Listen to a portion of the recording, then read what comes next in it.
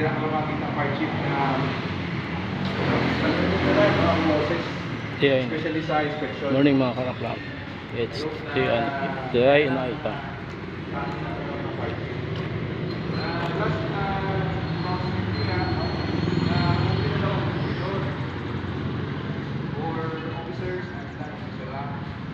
So, kapag mga pumutagol,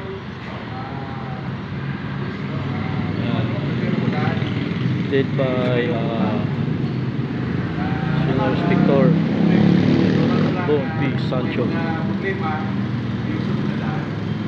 Okay? Then, dito ang focus niya sa atong part chief about online application. Dito mo i-reason out daw ng hybrid sa atong part chief. Ang direction niya is online. So, walang tamay mo, sunod na ito ang procedure. So, siguro napansin nyo doon sa, rollout na naubos na sa Jensen, no? Ang time, considering na 5 p.m., balik na siya sa Manila. No? Moto nga, very short lang yung lecture, happening lang siya. So, nagang problema because no, na ang gusto sa mga interviews na ito na i-incorporate nila sa ilang system. No, updating na sunan na, no?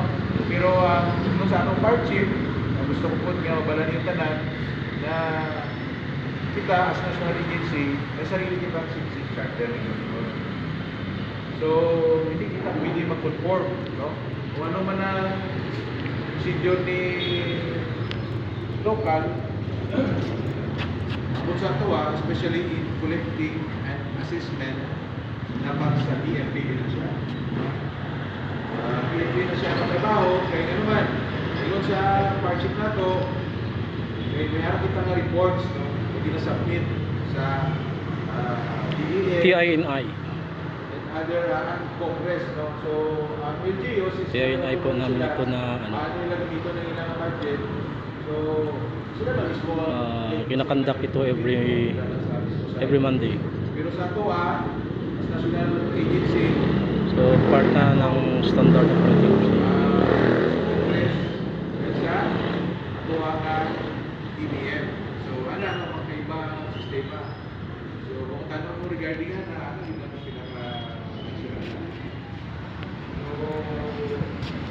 So actual na po, regarding sa yung SIS na to, pwede, nalan nga mga applicants. Kung ganit ka itong pwede na isulod, isulod nyo na dahil sa system. Okay, muna ang direksyon natin karon. Pasok ka na sa online. Kung question na ito, regarding sa GCash, other mode na gamiton, is dito sa instruction na ang una pa lang natapos siya sa system na ito si Paymaya. Siguro later pa na siya na masunod nito. Pero kung sistema na ito karoon, ang GCash, yung Paymaya, so paano sa ating system, nakaroon mo na mode na ito. So regarding ito sa question nyo about sa other third party process, sa payment, yun siya, so wala na ang payment.